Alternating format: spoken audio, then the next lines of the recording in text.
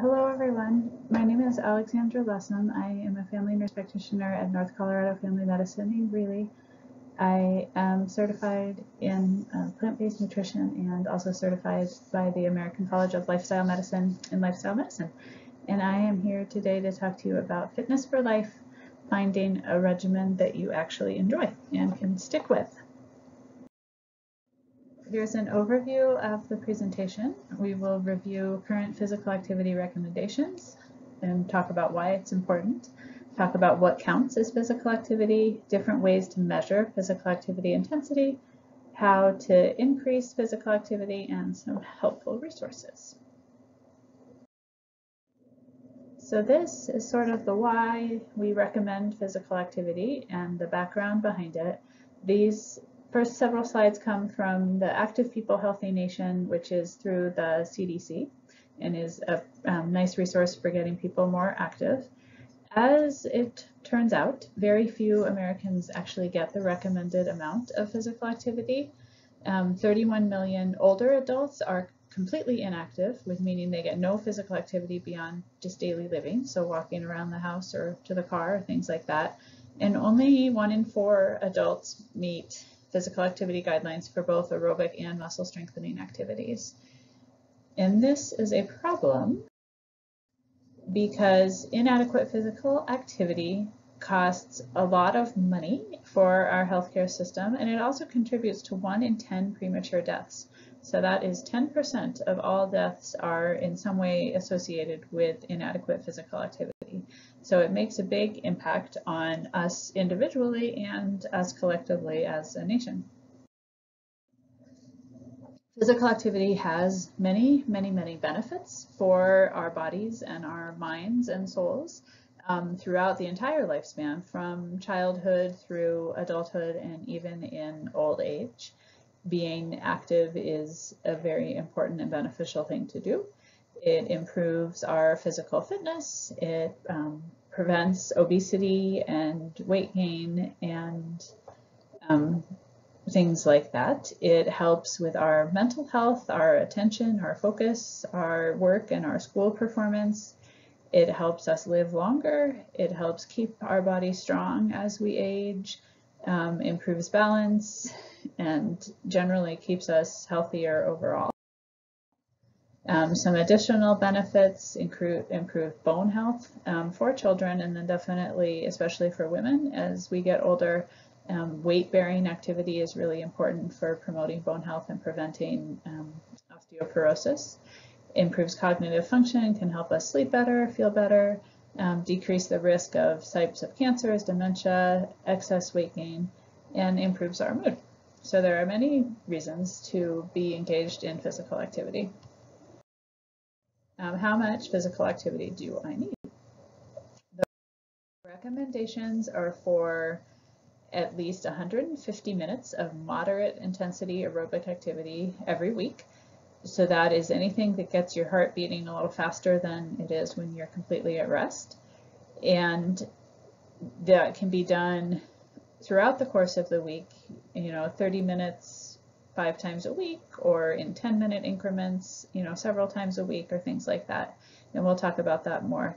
But the goal is this: at least 150 minutes of moderate intensity, or at least 75 minutes of vigorous intensity. In addition to that aerobic activity, the things that get your heart pumping a little harder, it is recommended that we all do muscle strengthening activity at least 2 days a week. And these would be things that are going to make all of our muscle groups stronger and more resilient and better able to support our bodies and our activities. So what counts as physical activity? In this, the answer is really pretty easy. Anything, honestly, that is more than sitting in a chair or lying down for a period of time that will count as physical activity. So it can be cleaning, it can be doing gardening, it can be doing housework, it can be walking in the grocery store, it can be swimming, running, jumping, playing tennis, playing soccer, doing somersaults. Honestly, really anything that gets your heartbeat up is considered physical activity and has benefits for you. These is just some examples of things that can be done at home in quick little increments. Running in place, standing up and sitting down, doing a dancing party for a couple minutes, doing jumping jacks, stretching, doing a plank there is a muscle strengthening exercise. So there are many different things to do. A lot of people tend to get hung up in the idea that physical activity has to be structured and you have to set a time and you have to go for a run for 30 minutes every day at this time, and it really doesn't have to be that way. It's really just moving your body. So ways to measure physical activity intensity, we talked about that moderate activity intensity, 150 minutes of that a week, or 75 minutes of the vigorous intensity activity. And so how do you know where you are? How do you know which is which? And there are many different ways. This is sort of an overview of some of the ways that we can measure our exertion or our intensity. METs are metabolic equivalence that we'll go over those. RPE is the ratings of perceived exertion that we'll also talk about. Heart rate monitoring is a way that some people like to use. Personal cues is kind of similar to the rating of perceived exertion. The talk test we'll also talk about, and then this just shows you kind of examples of what these things would be. So sedentary are watching TV, working on the computer. Light intensity, just very mild things, light stretching. Moderate tasks, or easy tasks, mild tasks. Moderate would be a little bit more strenuous, things where you feel like you're working a little bit, and then vigorous would be working very hard. So the metabolic equivalence, this has to do with how much energy your body is using while you are at rest. So it's based on, you use one metabolic equivalent is the amount of energy expended at rest. Our bodies are using energy all the time to keep our hearts beating and keep our lungs breathing and digest our food and things like that. So we're never at zero, but 1 is the lowest you can be. And then as you go up, it's the amount that's increased over that 1 MET. So as you see, 4 METs is 4 times the amount of energy expended at rest, 7 times, and it can go up to about 15-ish or so is about as high as you can reasonably get. That would be working very hard. And then over on the right here you see some examples of how many METs sort of different activities would be. And for here, what would be considered moderate would be in that kind of like 4 to 7 area, 3 to 7 area of METs. So those things, brisk walking, the golfing, and then strenuous hiking, you're getting a little bit from moderate to possibly vigorous activity. The talk test is a pretty simple one to do when you are trying to gauge your activity in the moment. So light activity, you can talk and sing. You're able to move about, but it's really not affecting your breathing or your ability to talk to others. Moderate activity, you're working a little bit harder. You can still talk, carry on a pretty normal conversation, but it would be challenging to sing. You don't have quite enough breath to do that. And then vigorous activity is where you can barely even talk, maybe just get in a couple of words here and there, but definitely can't carry on a normal conversation. And these things will change as you become more physically fit. Something that may seem very challenging at the beginning and that seems vigorous as you get more fit and get in better shape will eventually become easier and may become more moderate or possibly even light as you get more experienced. The Borg scale of perceived exertion is a way of looking at how hard you feel like you're working. And it's based on your feeling of how fast your heart is beating, how fast and heavy you're breathing, any sweating, and any muscle fatigue, how tired your muscles are. And this really is just a self-assessment. And so you would rate it on this one scale. This one goes from 6 to 20 is kind of the standard one that's used in rehab work. But you want to, again, be somewhere in that, 10 10 to 15 range to get to that moderate intensity. You want to feel like you're doing something. You don't want to feel all the time that you're just totally exhausted working as hard as you can, but you do want to feel that your heart's beating a little faster, you're breathing a little heavier, and you are getting tired with what you are doing. A different way is a target heart rate. And this is something that can be useful if you have a device or a way to measure your heart rate while you're doing physical activity. Typically, a person's maximum heart rate is calculated as 220 minus the person's age. So for a 55-year-old, 220 minus 55 would be 165. And then we look at the percent of that maximum heart rate for how hard a person is working. So very light activity is 50 to 60% of that, light activity 60 to 70, moderate 70 to 80% of that calculated maximum, hard 80 to 90, and maximum 90 to 100. And so these are things, maximum activities especially, are things that you're only going to be able to do for just a couple minutes at a time before your body gets pretty exhausted. And for general health and fitness, you want to stay in kind of the 3 to 4 range for the most part. So how to do it? We know that we should do physical activity. We know some of the benefits. We know some ways to track how hard we're working. But how do we get started and how do we keep it going? So there are different ways to get started.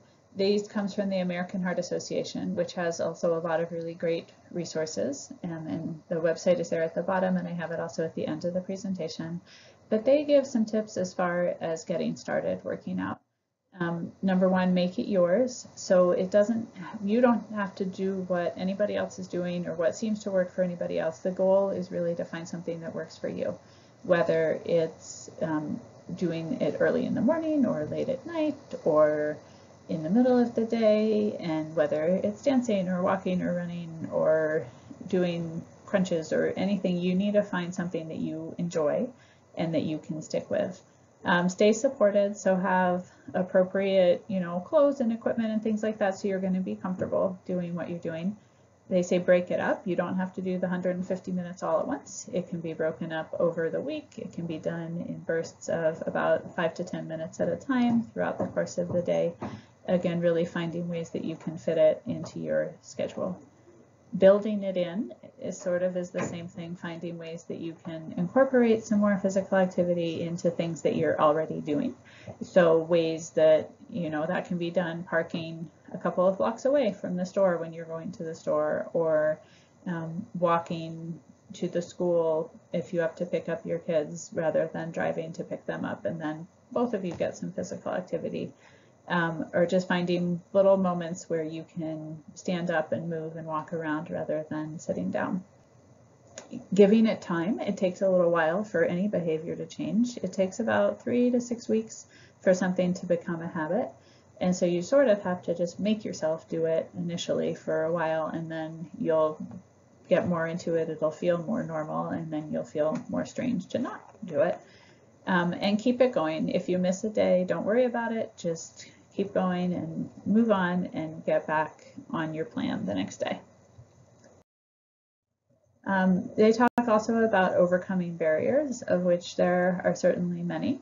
Lack of time, again, finding ways to fit it in into your schedule that will work for you. If friends and family don't share your interests, trying to join another group or a club or a walking group or swimming group or things like that, that you'll find people that are interested in being active like you are. Lack of motivation or energy. Again, this is where it kind of takes some time to build the habit, and so you have to try to set a time, write it down when you're going to do it, really hold yourself accountable until it becomes more a part of your daily life. Lack of resources or equipment or skill. You can choose activities that don't really require a lot of equipment or a lot of skill. We all know how to walk for the most part, or we can do other activities that don't require a lot of special equipment or special training or anything like that. Family caregiving obligations can be challenging, but again, you can take time to exercise with your kids, walk together, play together, run outside, play games together, or find other friends to share some of your babysitting time with you, so that you can work out and take turns. Or frequent work or travel, you can join different groups or different clubs that are around the country and can sometimes have reciprocal membership in different places. There's things you can pack in your luggage or stay in places that have pools or fitness rooms or things like that, so you can keep up on your activity while you're away. We would recommend tracking your activity, even if it doesn't seem like very much. Writing down what you're doing or keeping track of what you're doing has several benefits. It can hold you accountable, make you keep doing what you set out to do. It can monitor your progress. You can see how you're improving or think changes that are making. It can keep you motivated to keep going, and it can actually increase your physical activity level and your health. There are many ways to do this. There are wearable devices, watches and Fitbits and heart monitors and all kinds of things like that. There are different apps where you can either track things through your phone or enter it in, or there's plain old paper and pencil, and any of those can be effective, but it requires doing it pretty consistently so that you have a good record. And then also think about setting goals. You want to think about the SMART goals, so things that you can write down that are specific, measurable, achievable, realistic, and time-based, and try to make them as specific as possible. You can modify them, and you want to choose things that you know you can achieve but that are a little bit challenging. You want them to be just hard enough that it pushes you a little bit, but not so hard that you get frustrated and give up. And keep working towards those, and if you meet one, set another one so you can keep building your strength and your fitness. These are some of the resources that we have used. This is that Healthy Weight through the CDC is really nice, has some good resources as far as ways to start getting active, some injury prevention tips and things like that. The Active People Healthy Nation also has some nice resources for sort of on a larger scale, looking at community efforts and things like that to help with fitness. And then through the American Heart Association, they have a ton of resources as far as, again, injury prevention, activity ideas, ways to be active with children, ways to be safe with being active, how to get started, how to maintain, etc. So I would certainly encourage you to check out any and all of those websites. And I think that is all for today. So hopefully this has had some interesting and useful information for you. And please reach out with any questions. Take care.